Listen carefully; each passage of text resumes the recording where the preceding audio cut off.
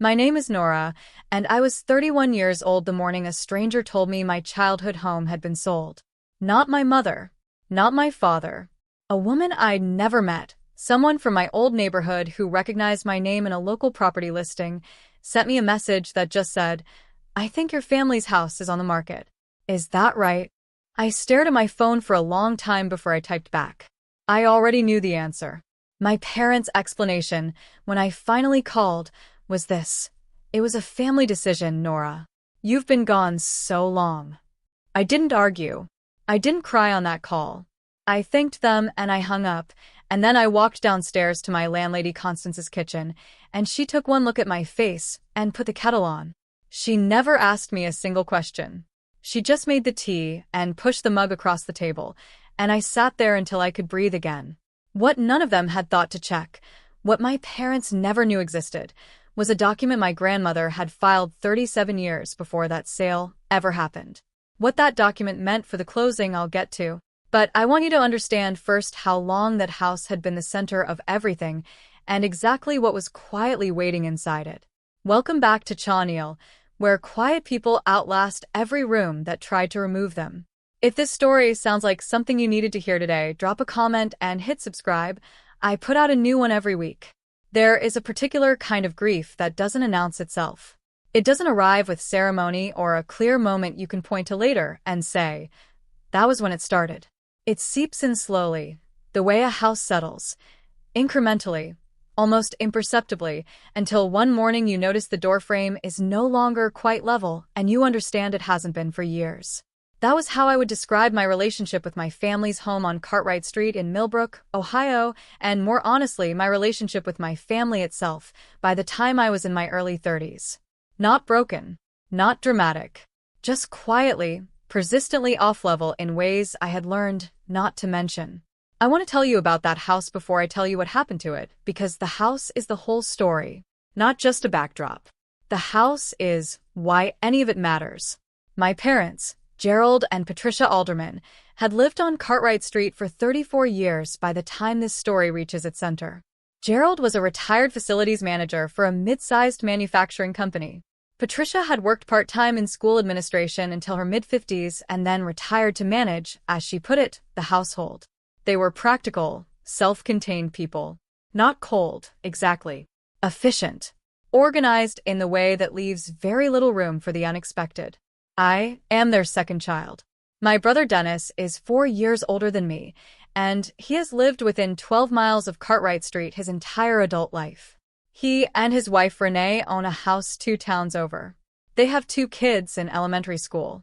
They show up for every birthday, every holiday, every casual Sunday dinner without being asked.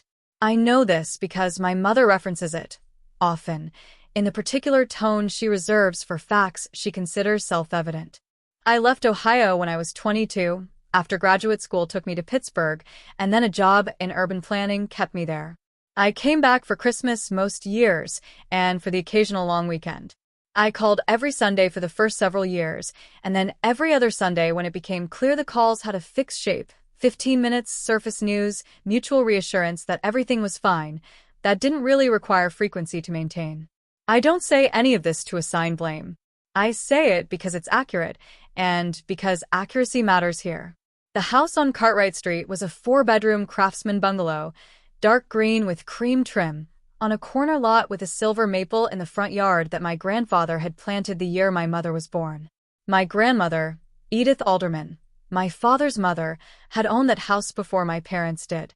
She had lived there from 1962, when she and my grandfather moved in as newlyweds, until 1989, when she moved to a smaller place nearby after my grandfather passed.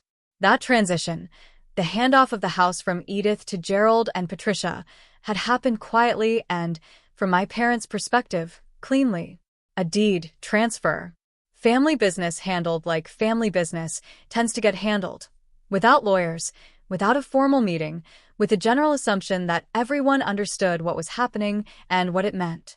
What my parents did not know, and what I did not know until a title officer said it aloud in a conference room on a Thursday afternoon in March, was that Edith Alderman had done something else first. In 1987, 2 years before she transferred the house, my grandmother had filed an amendment to the deed. A quiet document. 1 page. Witnessed and notarized at the county recorder's office in Millbrook by a clerk whose signature was still legible 37 years later. The amendment established that upon any future sale of the property at that address, 1/3 of the net proceeds were to be held for or distributed to her granddaughter, Nora Jean Alderman. Me. My grandmother never mentioned it to me. She died when I was 19, and by that point the house had already been in my parents' name for years, and the amendment had been sitting quietly in the county records like a seed planted in ground no one was planning to dig. I think about her sometimes, about what she saw or felt or anticipated when she walked into that recorder's office and asked a clerk to file that page. I don't know if she expected it to matter. I don't know if she thought my parents would simply honor it when the time came, or if she understood that documents, unlike conversations, don't depend on anyone's willingness to remember. She was a practical woman, a quiet woman. She grew her own vegetables and kept her finances in a spiral-bound notebook and never once, in my memory, raised her voice. She had seen things in her life that I was only beginning to understand by the time she was gone. I think she knew exactly what she was doing. Growing up, I was the child who did well in school without requiring recognition for it. I won a county-level award for a geography project in the 6th grade, and I remember my father nodding and saying, "Good work," and the conversation moving on to something Dennis had done that week in baseball. I'm not telling you this for sympathy. It was a minor moment in an ordinary childhood, but it established a pattern I would spend the next 20 years learning to name. Dennis was the visible one. I was the capable one. These are not opposites. They are simply different positions in a family's interior logic, and most families have them. I was the one who had helped my grandmother with her household finances in her final years, paying her utility bills online when she couldn't manage the website, accompanying her to her bank to update her accounts, organizing her medical paperwork after she had a minor stroke at 74. None of that was dramatic. It was just what needed doing, and I was the one who did it. My parents thanked me when they thought to. Dennis was busy with his own life. That was understood. I had built a stable career in Pittsburgh. I was a senior urban planning analyst for a regional infrastructure firm. I owned a small condo. I drove a car I'd had for 8 years because it was paid off and worked fine. I had what I would describe as a deliberately modest footprint, not from lack of means, but from preference. I had watched my parents spend their entire working lives anchored to the material management of a single property, and I had decided, early and quietly, that I would rather have options. What I mean by that is, I had savings. More than my family knew or assumed.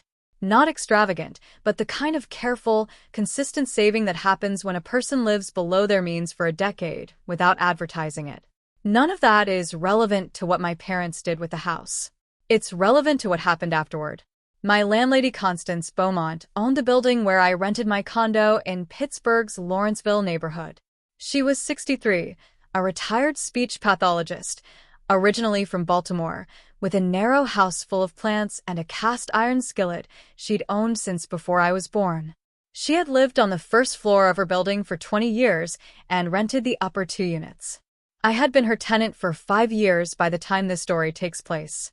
Constance was not a woman who inserted herself into other people's business.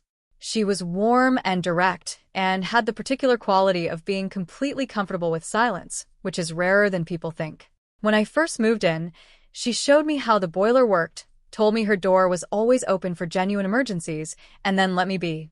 Over 5 years, that had evolved into the kind of quiet, reliable friendship that doesn't require maintenance. Coffee on occasional Saturday mornings, a standing understanding that if either of us made too much soup we would knock on the other's door.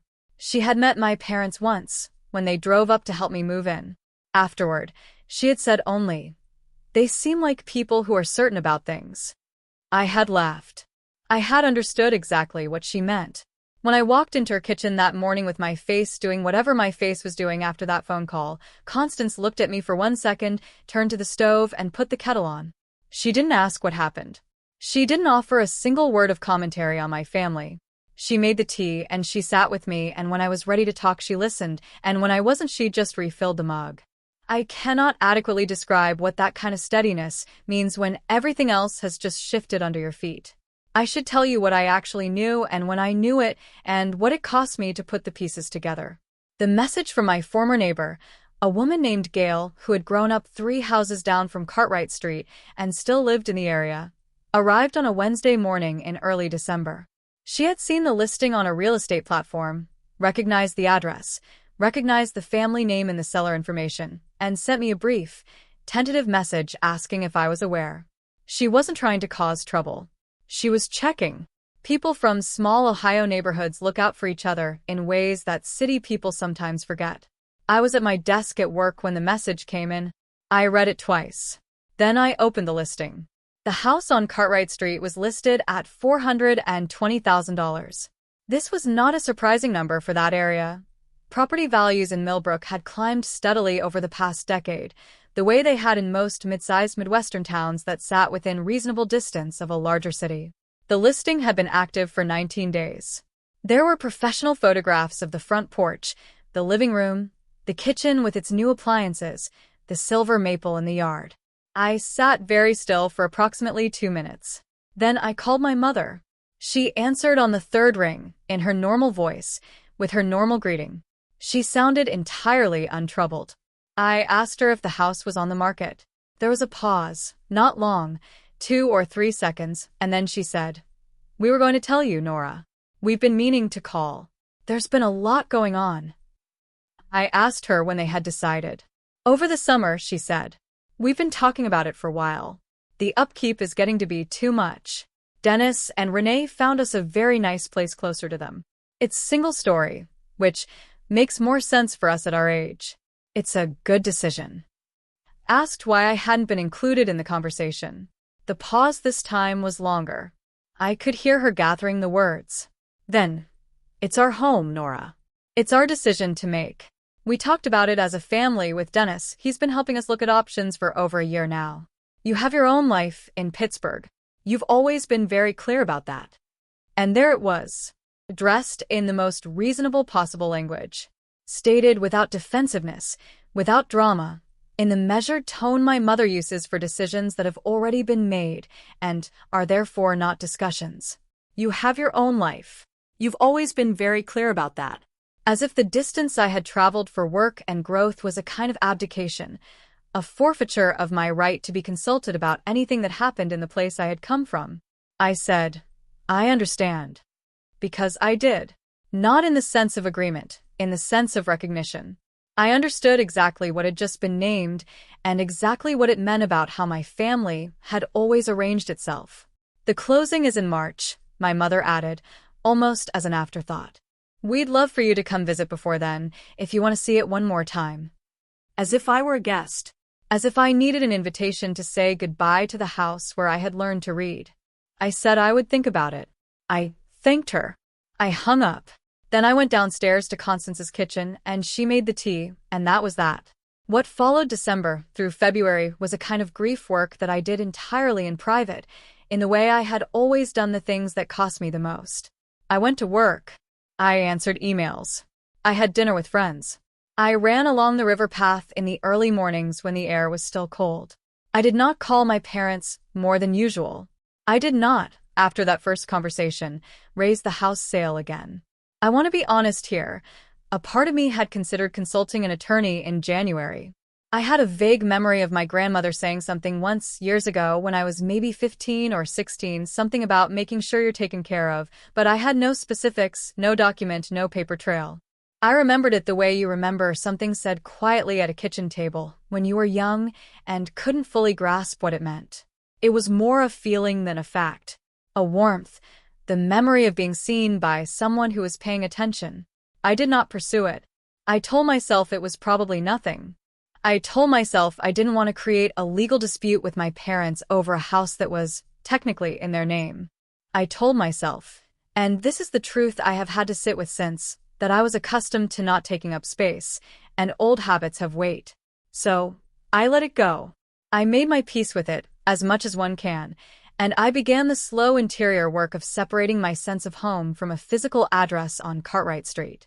In February, my mother called to let me know the closing had been scheduled for the third Thursday in March. She also told me that Dennis and Renee had already helped them pack up most of the house, that the new place was lovely, that she was really very excited for this next chapter. She asked how I was doing in a tone that indicated she expected a brief positive answer, which is what she received. I did not ask who was buying the house. I did not ask what the final sale price was. I did not ask about the closing arrangements or who would be present. I should have asked one of those questions. Not because I was suspicious, because the answer would have changed everything about how the next month unfolded. But I didn't. And so the answer had to find me on its own. In early March, 10 days before the scheduled closing, I received a phone call from a number I didn't recognize. A Pittsburgh area code, which was enough for me to answer. The woman on the other end introduced herself as Helen Marsh. She was a paralegal at a real estate law firm in Pittsburgh. She said she was calling because her firm had been retained by the buyers of a property at a Cartwright Street address in Millbrook, Ohio, and during routine title search and review, she had encountered a recorded document that listed my name and had been unable to locate a contact for me through the seller's representation. She had found me through a professional directory, my firm's website, as it happened, and she wanted to make sure she was speaking to the correct Nora Alderman before she said anything further. I told her she was. There was a professional pause on her end, the kind that precedes the delivery of information someone has been carefully preparing. Then she said, "Ms. Alderman, are you aware of a deed amendment recorded at the Millbrook County Recorder's Office in 1987 pertaining to the property at that address?" My chest did something I don't have a clean word for. Not a lurch, more like a sudden stillness, the way a room goes quiet when the heat turns off and you realize you'd stopped hearing it. I told her I was not aware of any such document. She was quiet for a moment. Then, "I see. In that case, I think it would be best if we arranged a time for you to come in and review the document in person, or I can have a copy sent to you directly. The closing is currently scheduled for the 14th, and this will need to be resolved before that date."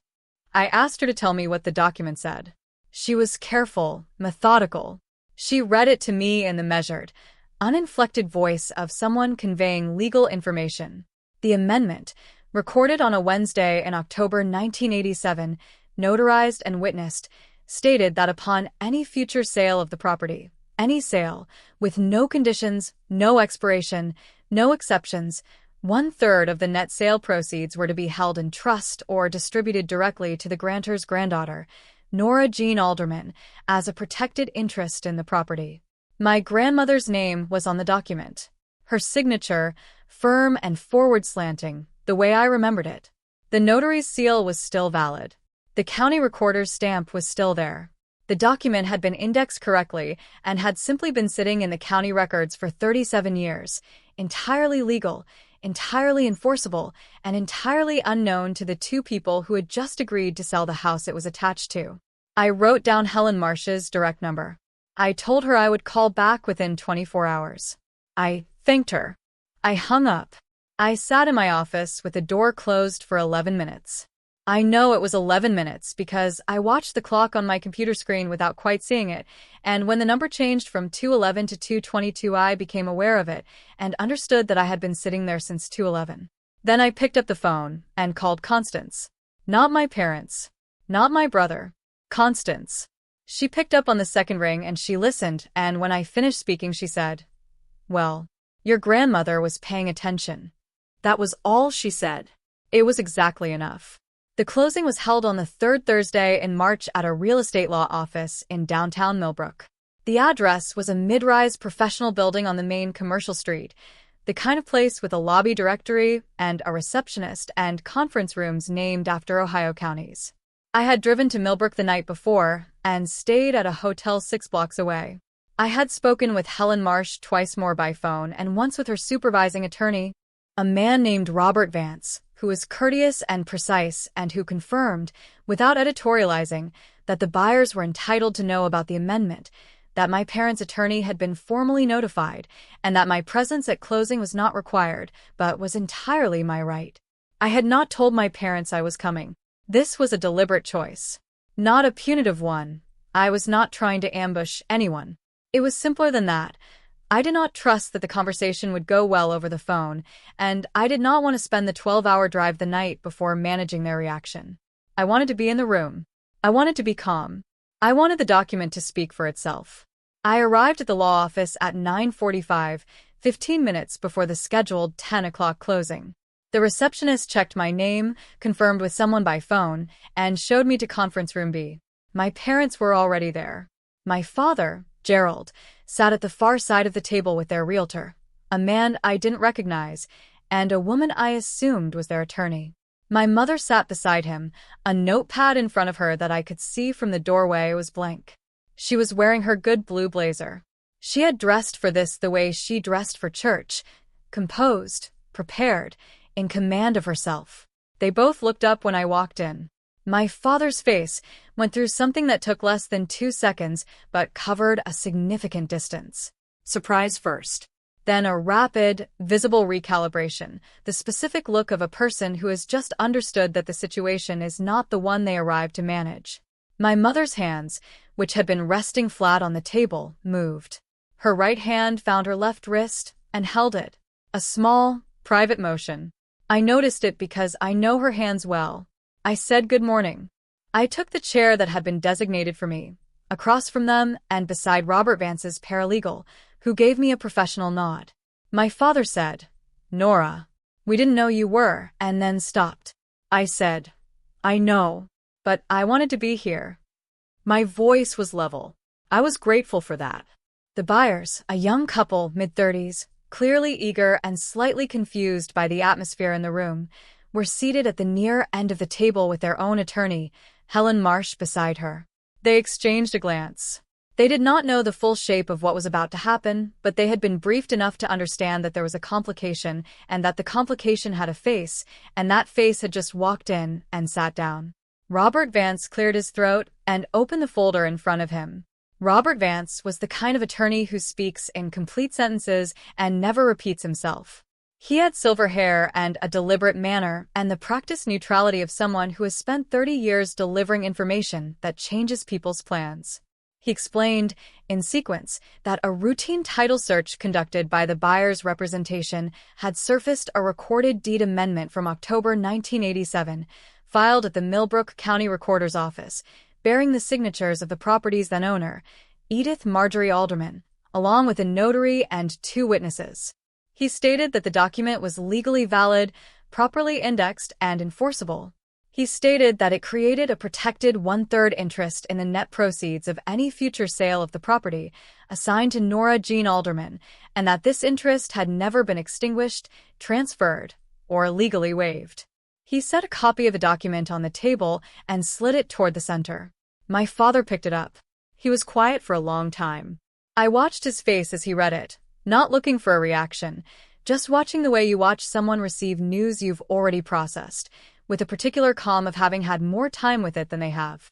My mother leaned toward him, reading over his shoulder. The color left her face in the way color leaves a room when a cloud passes over the sun, not dramatically, but completely. My father set the document down. He looked at me. "Did you know about this?" he asked. "I found out 10 days ago," I said, when the paralegal called. He looked back at the document. His jaw moved once, like he was going to say something, and then didn't. Their attorney, a woman named Dana Forsyth, competent and clearly thrown, asked Robert Vance whether the amendment could be challenged, given that it had never been disclosed or acted upon in the transfer of the deed from Edith Alderman to the current sellers. Robert Vance said that was a question for a litigation attorney, but that as a practical matter, the instrument had been recorded in a public index for 37 years, and the principle of constructive notice applied. The sellers were considered to have had legal access to that information at the time of every transaction involving the property. He said this without emphasis, without editorializing, with the same tone he might use to read a street address.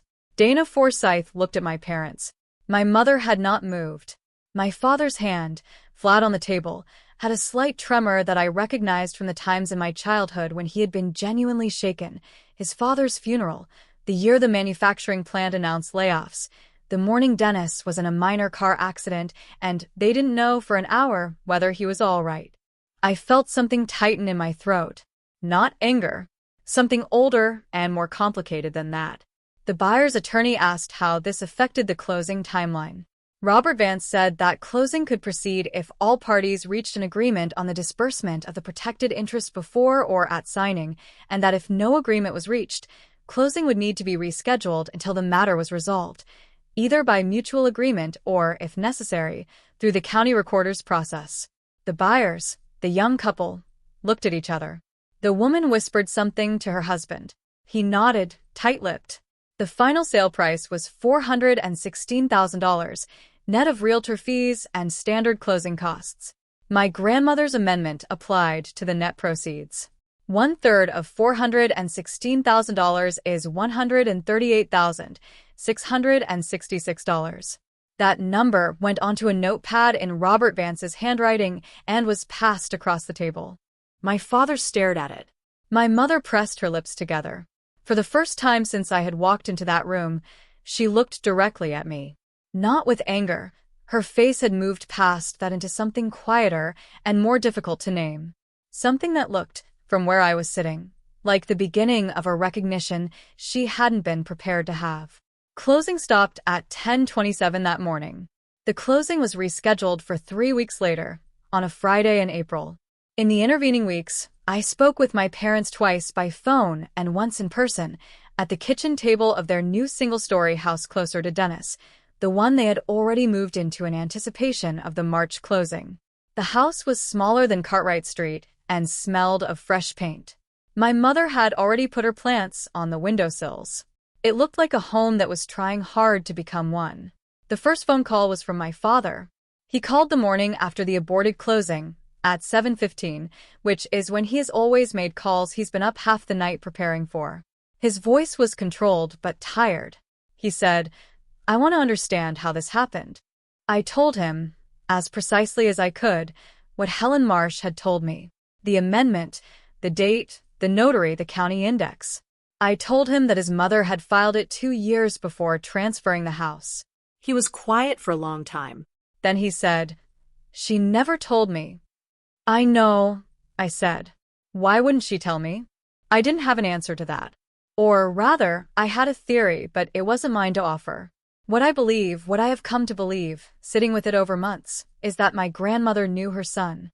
She knew that he was a good man who loved his children, and she knew that he was also a man who organized his life around the visible child and the assumption that the other one would simply find her own way. She had watched it. She had decided, quietly and without drama, to make sure the other one had a floor to stand on. She had done it in the only language that couldn't be forgotten, misremembered, or overridden by a family meeting that didn't include the right people.